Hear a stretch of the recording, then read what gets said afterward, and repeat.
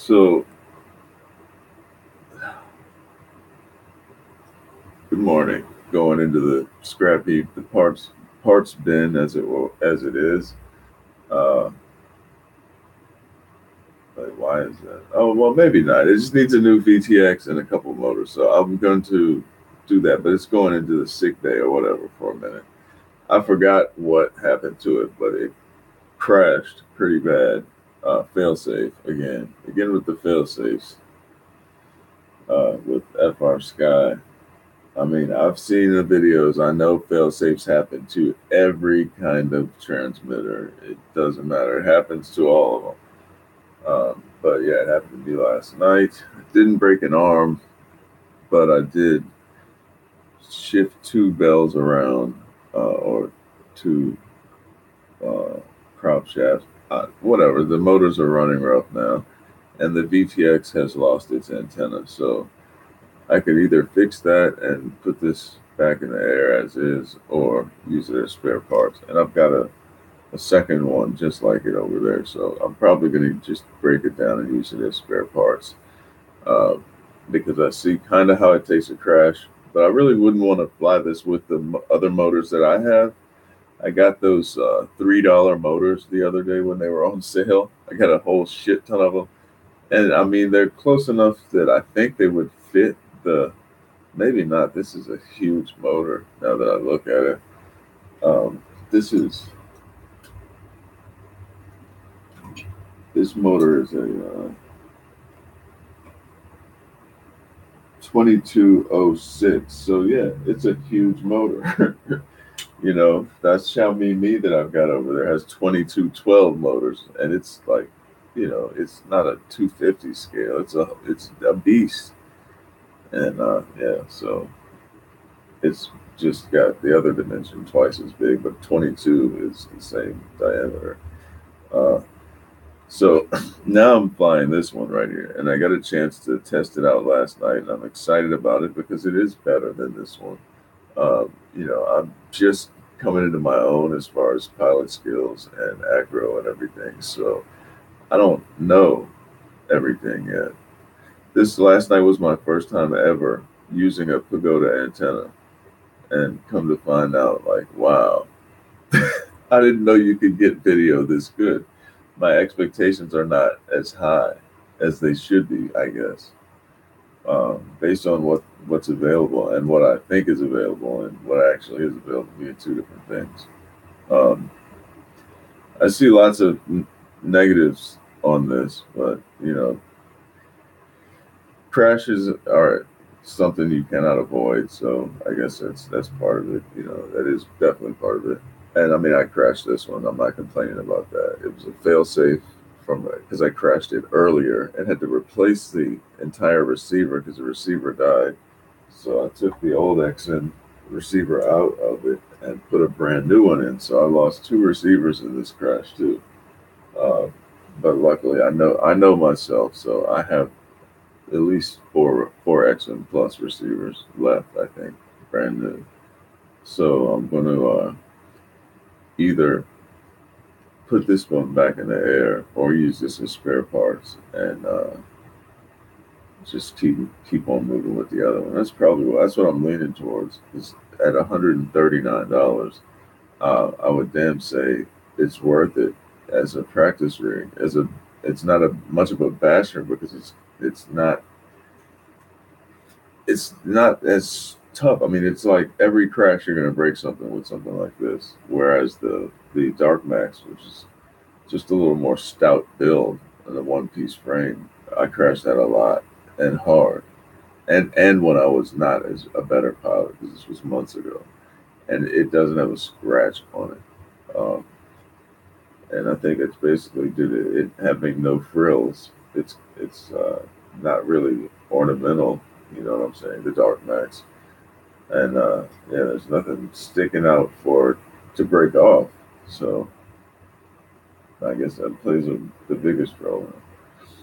But when I flew this, and this has an OSD, it has RSSI that works, and it has a beeper, which is nice. I had been flying the other one, the Real Real 5, without any of that stuff. I mean, it has an OSD, but the RSSI values are not correct. None of the readings are correct that it's showing me. So it's pretty much worthless other than a timer. So I was flying blind in that sense.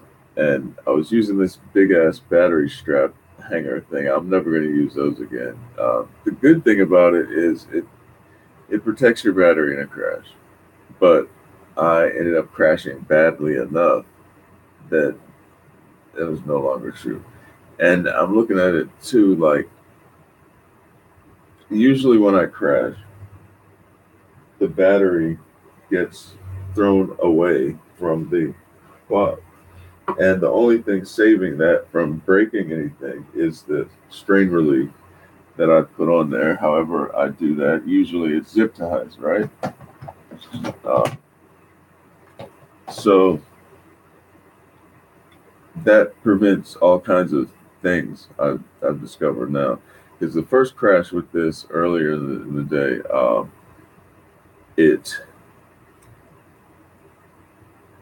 ripped some motor wires loose. Actually, it was one single signal wire, the blue one, that ripped loose from the pad, and it ripped part of the pad off too, like half of it. So um, I forgot what I was saying, but and it got a crash. It ripped half the pad off of it. Yeah, see, oh yeah, and the battery, no matter how bad the crash is, because I'm using this like Umagel type shit on the bottom, and I have no slip on the top of this, and I have this thing secured with a reinforced Velcro uh, battery strap.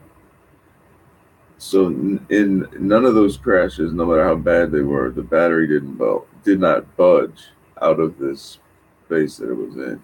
So the drone was still on and getting juice until I walked up to it. So that's kind of a double-edged sword, I guess. Sometimes it could be a recipe for disaster because you know you're feeding power into a system where one of the motor wires has come off the pad, and now it's touching the frame. So at the very least, when you go to pick it up, it's going to be like hot as shit, the whole frame, and it could be worse than that for you. Uh, it could your drone could catch on fire because of that, because the battery is not flung free in a really really bad crash, and other things are flung free. So I'm kind of thinking, damn, maybe this thing is good in a lot of ways, but it's a double-edged sword at the end of the day. It's yeah. So well, I did decide to skip using the battery strap on my new ride here. So I mean, not skip the battery strap. I'm not using that battery bunker thing down there to hold it. And there is one for this quad too. Uh, but it didn't have the super rubber feet thing like that came with the real act. That's part of the reason I use this because not only it didn't have like, well, you can repurpose the generic landing feet that you have for that, but or you could use those. I'd much rather use something that's fit to purpose. Let me go get some water right quick. I'll be back.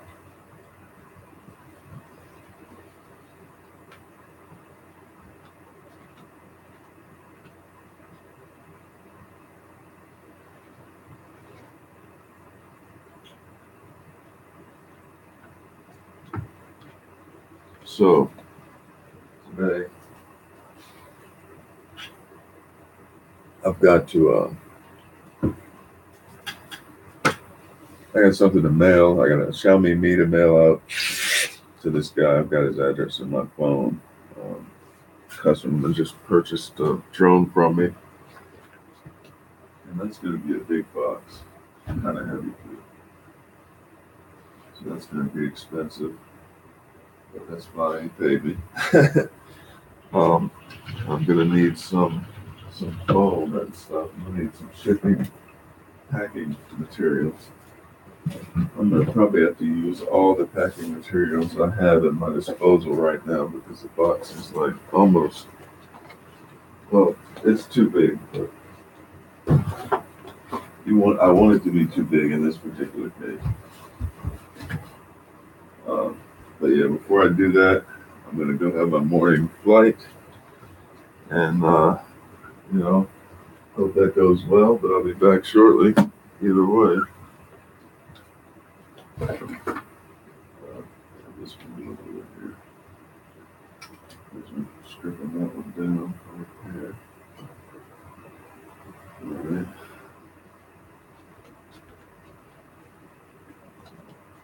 There's my water. And get out of here for a minute. All right. I'll see you at the field. Maybe a live stream from there too. See ya.